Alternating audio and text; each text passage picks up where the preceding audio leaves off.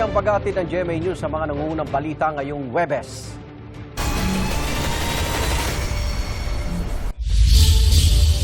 Nasa 7 senador ang posibleng makasuhan sa mga susunod na araw dahil sa flood control projects ayon sa Ombudsman. Inihahanda na rin daw ang mga kaso laban sa ilang congressman. May unang balita si Joseph Morong. Is it because, Madam Chair, they're in a hurry because of news reports that probably 2 of our colleagues might land in jail this weekend? Yan ang tanong ni Senador Erwin Tulfo ng minorya sa Senado kung bakit tila minamadali na mapagbotohan ang mosyon ni Senador Rodante Marcoleta na baguhin ang Senate rules para payagan ng mga senador na makaboto online kung wala sa Senado. Walang pinangalanan si Tulfo kung sino ang 2 senador na umano'y maaaresto. Nauna nang sinabi ni Ombudsman Jesus Crispin Remulla na kakasuhan ng plunder si Senador Jinggoy Estrada kaugnay sa pagtanggap umano niya ng kickback sa mga flood control project. Sunod na raw sa kanya si Senador Joel Villanueva. I think there are at least 3 more senators. So, Cheese, Villanueva, Estrada, may 3 pa po. Marcoleta. Marcoleta, Tapos meron pang 3 pa. may 3 pa. 3, 4 pa. So, Nakakukulong o hindi makukulong, hindi ko muna sasagutin. Darating tayo dyan. Si Marcoleta na nagsulong ng pagbabago sa Senate rules, pinakakasuhan ng plunder, indirect bribery at paglabag sa batas laban sa pagtanggap ng regalo dahil sa pagtanggap niya ng 75 million pesos na donasyon mula sa 3 individual, bagay na hindi idineklara sa kanyang salin.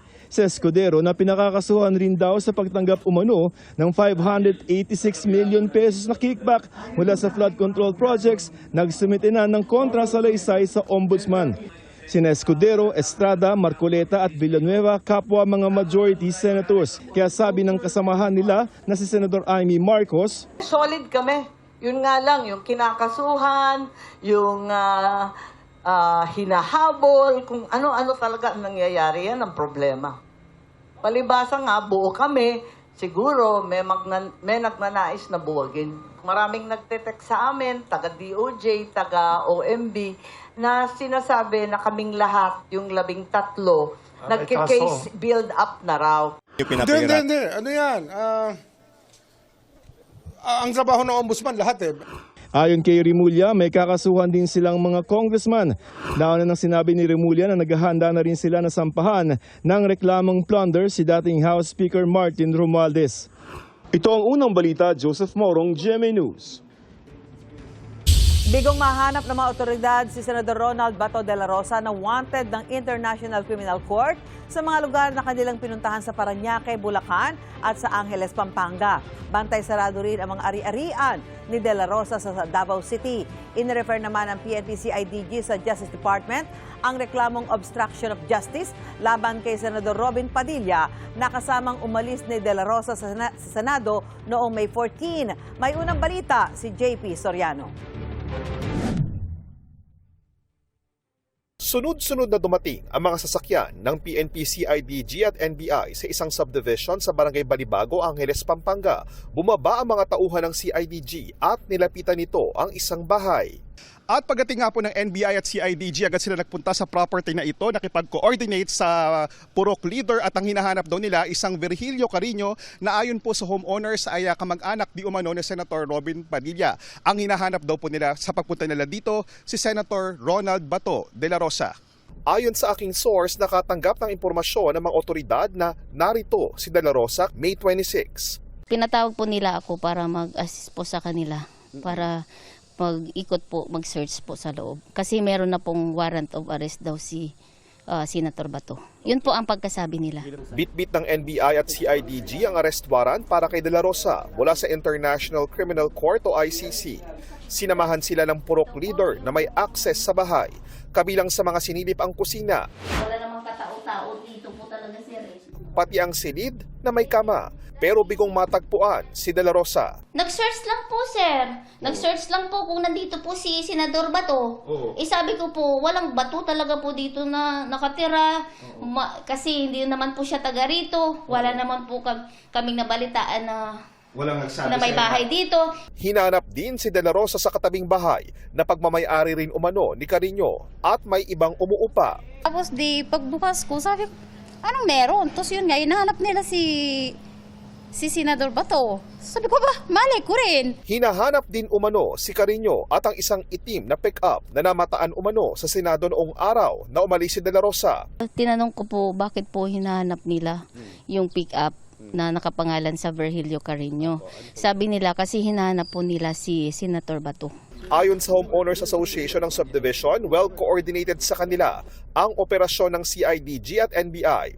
Sabi niya, meron po kaming pinapaulap dito. May subject of the warrant, so isi-serve namin.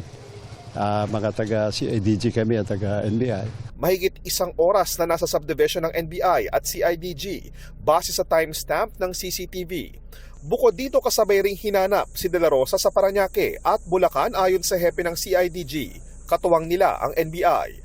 Meron po talagang mga identified areas na according to mga reports sa amin na nandun doon si Senator Bato. Wala pa naman po talagang nag-positive doon sa mga lugar natin pinuntahan. Natukoy rin daw nila ang mga posibleng koneksyon ni De La Rosa tulad halimbawa ng ginalugad na bahay sa Pampanga. Parang kamag-anak ko yata ni Senador Robin Padilla yung pinuntahan niyo pong isa sa mga bahay? Tama po yun dahil doon po sa identification ng mga sasakyan na lumabas po na yung sasakyan ay present po during dun po sa time na nawala po si Senator Bato de la Rosa. Sinusubukan pa rin ng GMA News na makuha ang panig ni Senador Padilla at Carino. Bantay sarado rin ang Davao City Police sa mga ari-arian ni De La Rosa sa lungsod. Nag-insakta sa ato ang 19 police station commanders and also sa mga heads of offices sa ato ang support units nga ato ang pag-monitor sa maong presensya sa ato ang Senator Bato, ma'am. Ang mo lang yun is monitoring sa iyang tanan nga properties diri sa ato ang area of responsibility. Sa isa namang online post, humingi ng pasensya ang asawa ni De La Rosa sa mga kaibigan,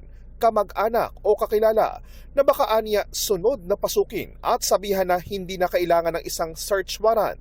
Huling namataan si De La Rosa noong madaling araw ng May 14, kasama niya si Senator Padilla. Nakuha na ng CCTV ang sabay na pagsakay nila sa isang sasakyan paalis ng Senado.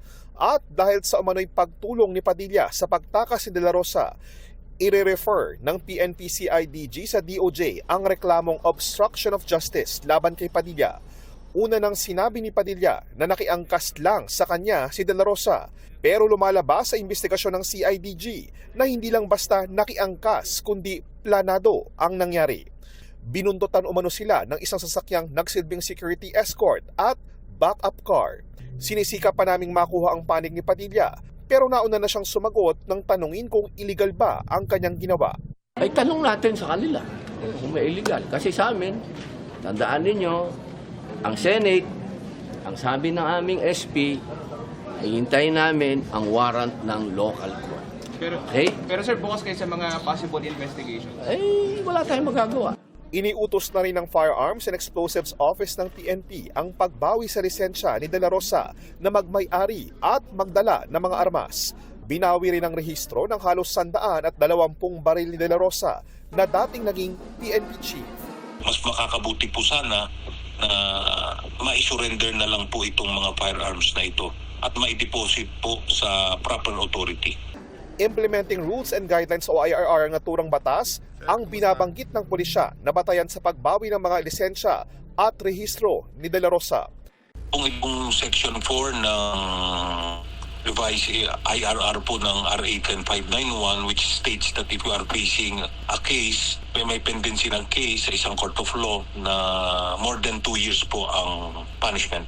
Pero ayon sa abogado ni De La Rosa, ang grounds o batayan lang na pwedeng gamitin ay ang nakalista sa Section 39 ng nasabing batas.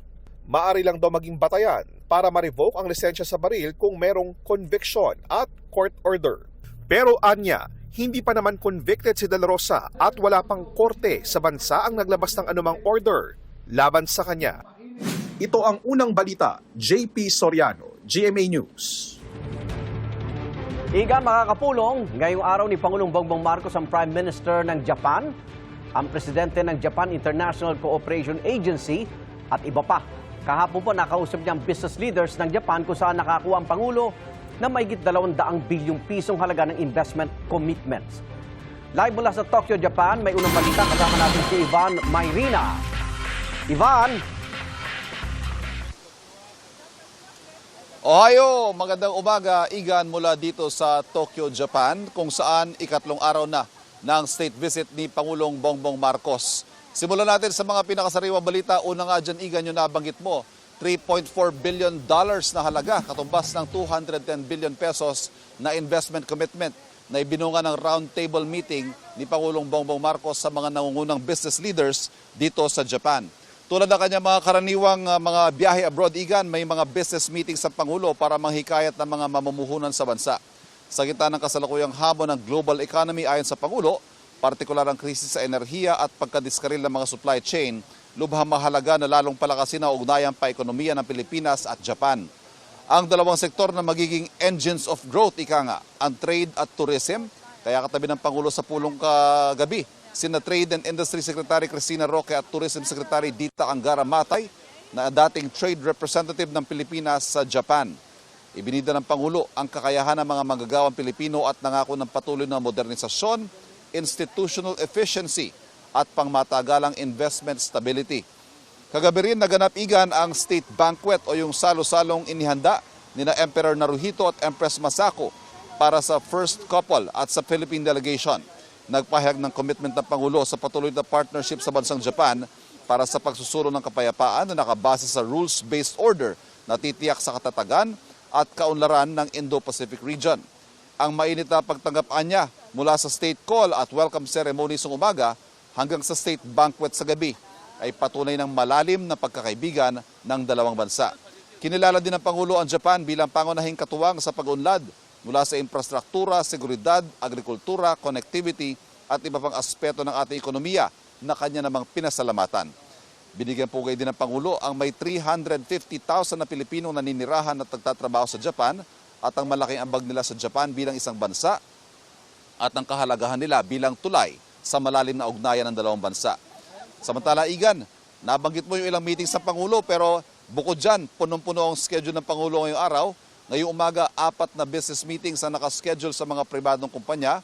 Bagong kanyang meeting kay dating Prime Minister Kishida Fumio at ngayon Supreme Advisor sa Parliamentary Association of the Asia Zero Emission Community. May meeting din ng Pangulo sa Presidente ng Japan International Cooperation Agency o JICA na isa sa pinakamalaking pinagkukunan ng pautang ng Pilipinas sa mga malalaking proyekto tulad na lang halimbawa ng Metro Manila Subway Project. May isa pang pulong sa chairman ng Nippon Foundation bago naman ang kanyang nakatakdang talumpati sa joint session ng National Diet. Ito, Igan, yung Kongreso ng Japan. Matapos naman yan, ang panghuling meeting kay Japan Prime Minister Takaichi Sanae na agad susundan ng joint press conference kung saan i-anunsyo ang mga nalagdaang kasunduan. Inaasahan dito ang may kinalaman sa defense at maritime security at energy security. Mga bagay na malapit sa sikmura ika nga ng mga Pilipino sa gitna ng tensyon sa West Philippine Sea at gayon din ang krisis sa langis na kinakaharap ng mundo. At yan, Igan, ang latest mula dito sa Tokyo, Japan. Ivan, gusto kong i-share mo yung experience dun sa state call ng Emperor at Empress ng Japan kina Pangulong Bongbong Marcos at First Lady. Parang ito raw may na binaliwalang protocol o something. Hindi naman sa binaliwalang protocol, Igan, pero very, very rare daw yung nangyari kahapon. May kwento ko lang. Nung papasok na, nakaalis na si Pangulong Bongbong Marcos, kami naka-standby doon sa media box. Papasok na itong si Emperor Naruhito, Empress Masako. Parang nagdalawang isip sila, nagtingin na sila, tapos biglang lumapit sa Philippine Media Delegation. Okay. At si Empress Masako nagtanong, "Are you from the Philippines? How is your stay so far?" So, nagtinginan, medyo nagulat kami kasi 'di ba, napakahigpit ng protocol, napakahigpit ng seguridad sa loob ng Imperial Palace. Nakapagsabi pa nga sa amin, bawal nga daw ang eye contact sa Emperor. Pero sa pagkakataong ito, siya ang lumapit, kinausap kami at kinausap naman namin siyempre na naikwento namin na mahal na mga Pilipino ang Japan. Ako, talagang daan-daang libong Pilipino ang nagiging turista sa Japan taon-taon dahil mababait ang mga tao, maganda ang bansa, masarap ang pagkain, at siyempre masarap ang shopping.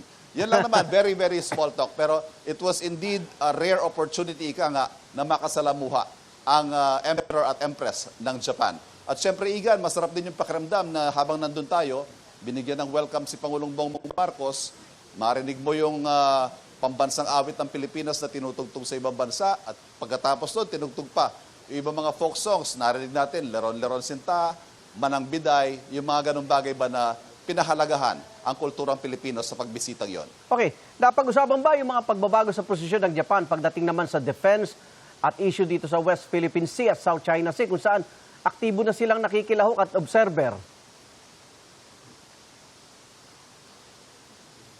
Tama, Igan, yan ang isang malaking pagbabago dahil kung titignan natin, kung mag-google mo yung Takaichi Sanae, yung bagong Prime Minister at First Lady Prime Minister ng Japan,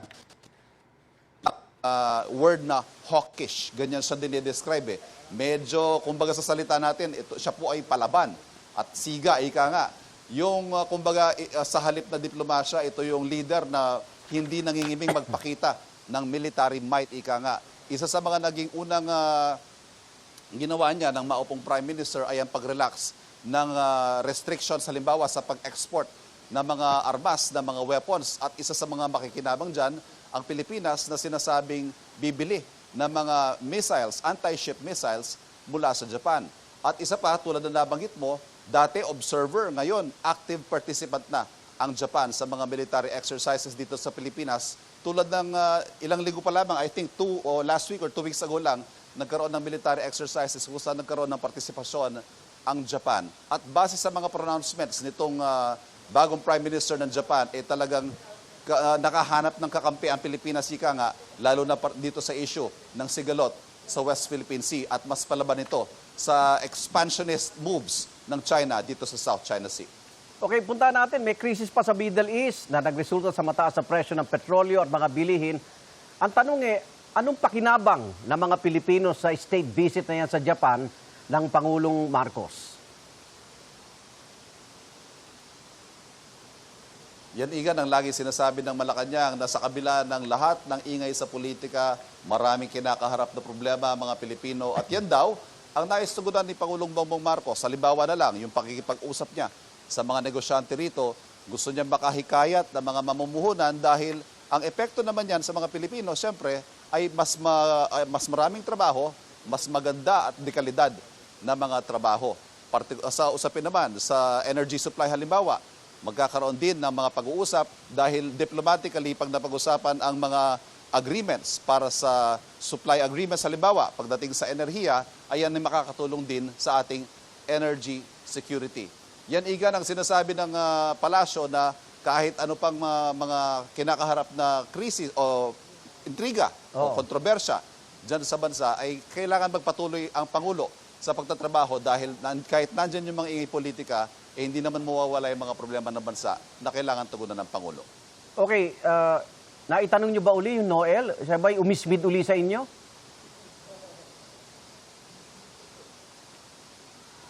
Wala. Baka nga ganun ulit ang isagot sa amin, Igan, pag itinanong namin bukas. Pero yung pandulo, yung bukas, araw ng Biyernes, huling araw ng Pangulo dito sa Japan, ang schedule na kapihan with the Philippine media. At yan ay isa sa mga inaasahang itatanong ng Malacanang press corps sa kanya. Yung Noel, dahil maingay na maingay ang kanyang kapatid na si Senadora Amy Marcos tungkol sa isyong yan. At syempre, isa sa mga tinututukan ng bayan ngayon, yung nangyayaring kamo nga, sa Netflix. Hindi pa natin natatanong ang Pangulo tungkol sa kanyang mga saloobin sa nangyayaring kaguluhan o kontrobersya dyan sa Senado. At isa yan sa mga itatanong natin bukas, Igan. Maraming salamat, Ivan Mayrina, direkta sa Japan. Ingat.